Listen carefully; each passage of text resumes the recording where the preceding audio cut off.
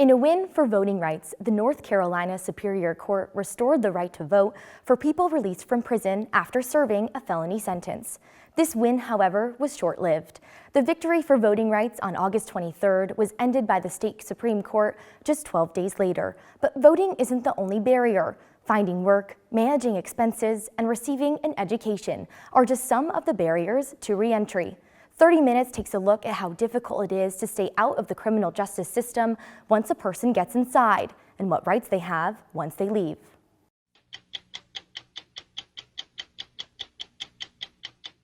When I got home in 2005, I was on probation for 7 years, and from 2005 to 2012, I couldn't vote at all.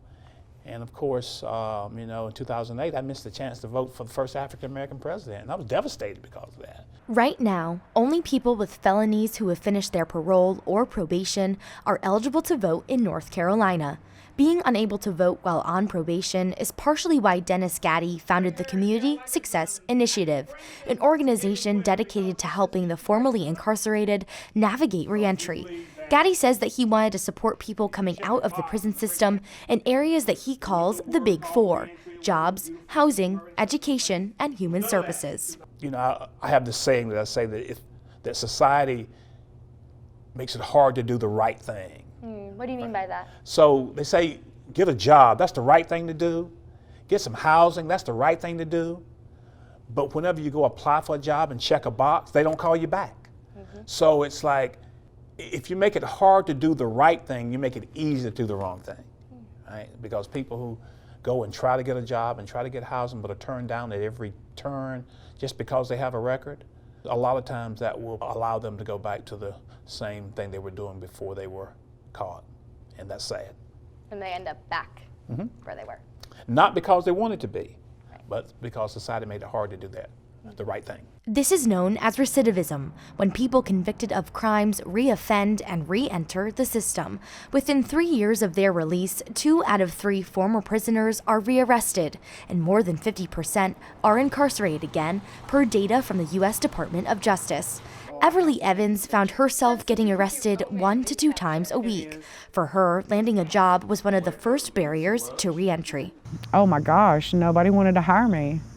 Nobody wanted to hire me. Yeah, it was a struggle. You just get passed over, and it's extra hard for people in addiction or people coming out of the criminal system because they already feel bad. Like, they might not tell you that. They're not going to tell you that they are mad at themselves or that they feel like a failure, but they do. What worked for me was just presenting it to people. Yes, this is my record. Yes, this is my story. But give me a chance and I'll show you what I can do. So being upfront about it. Absolutely. Absolutely. Evans has 4 felonies and 49 misdemeanors. Her drug habit led her to write worthless checks once her inheritance ran out. Drug use, family problems, and physical abuse are just some of the issues that young offenders face. Evans grew up in what she says was an abusive home. Her mom had a drug addiction, and Evans' stepdad physically abused her. So I started using really young. I started using at 16. By then I had quit school. I met my kid's dad when I was 17, got pregnant, had a baby at 18, still on and off using. Research from the Justice Department shows that over 58% of state prisoners have a drug dependence or abuse problem. While in and out of jail, Evans struggled with addiction, and eventually she gave up her own 2 sons for adoption. The last time she saw them, they were 3 and 5 years old.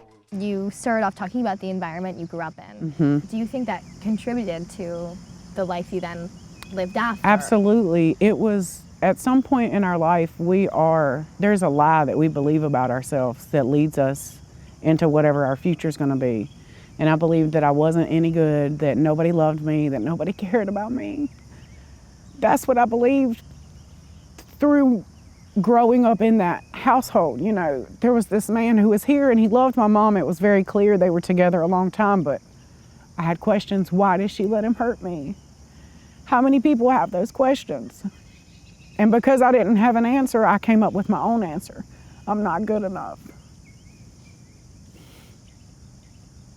We've just got older people who've been traumatized all their lives, and that trauma has not been dealt with. Sandra Reed is a lecturer in human services studies at Elon University who has worked in the juvenile justice system for over 20 years.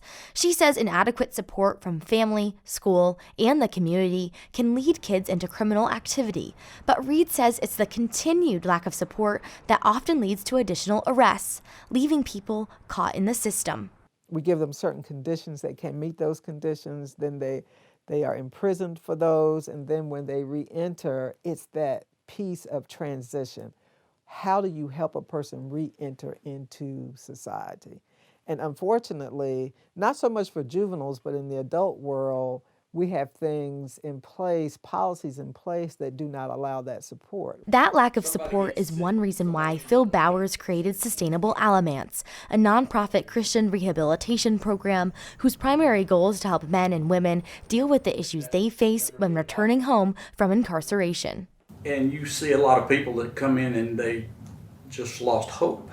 How am I supposed to put all these things together when every detail is stacked against them? We say around here, a hopeless person is a dangerous person. They will survive. And for many of them, it's what got them in trouble to start with. Kivette Smith knows firsthand how difficult it is to adjust after incarceration. Smith spent the last 18 years in prison for trafficking cocaine. When he got out, the world had changed. People were different. The atmosphere was different. Every technology was advanced. When I left, the phone couldn't even take a picture. What was that adjustment like for you? Just being in this whole new world almost. It was fast. Because the world it doesn't wait on you. So I had to adjust, at immaculate speed. I imagine that was hard. Yeah, it is still hard. Smith has been out of prison for 8 months now. When he was released, he moved in with his mother and was introduced to Sustainable Aliments in hopes of finding a job. It's the people there that have helped Smith navigate employment, making the barriers to reentry a little easier. It's taught me that some people actually care. We live in a world that is not as caring as people think.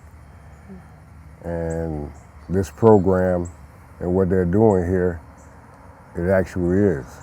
And one person who cares is Evans. She started working at Sustainable Aliments to tell her story and help others in the same way she had been helped before.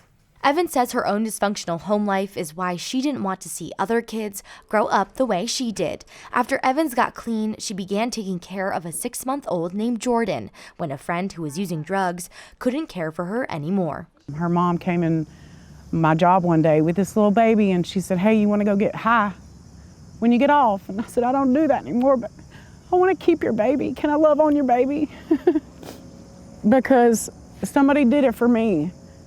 Somebody did it for me when I wouldn't do it, when I couldn't do it. So she started taking Jordan in on the weekends in hopes of giving the toddler a better life, particularly one out of prison. It turned into something much bigger, and 4 years later, social services got involved, and everybody panicked because they found out this little baby had been living at my house. The same former offender who gave her own kids up for adoption now has another child in her home. But Evans couldn't and still can't adopt Jordan because of her felon status, creating yet another barrier she must face. I think about Jordan and the toddler now that you have in your home. Yeah. Do you worry that if you weren't there for them, that they would end up in a similar situation or have a similar life Absolutely. that maybe you had or their parents, are having? Absolutely. I worry that they still might, At this point, it's not for us, it's for her. Like, for her to feel like she has something. What is it like for you to not be able to adopt her because of your record? Heartbreaking. It's heartbreaking. It's this heartbreak that formerly incarcerated people face, which motivates Dennis Gaddy as he continues the mentoring work he started while he was imprisoned. And for the last 17 years, that's what I've been doing to help open the door for people to become positive and productive citizens again. I use the word people intentionally because we don't freeze people in time from their past mistakes. What does it mean to be able to share your story to people? Hope.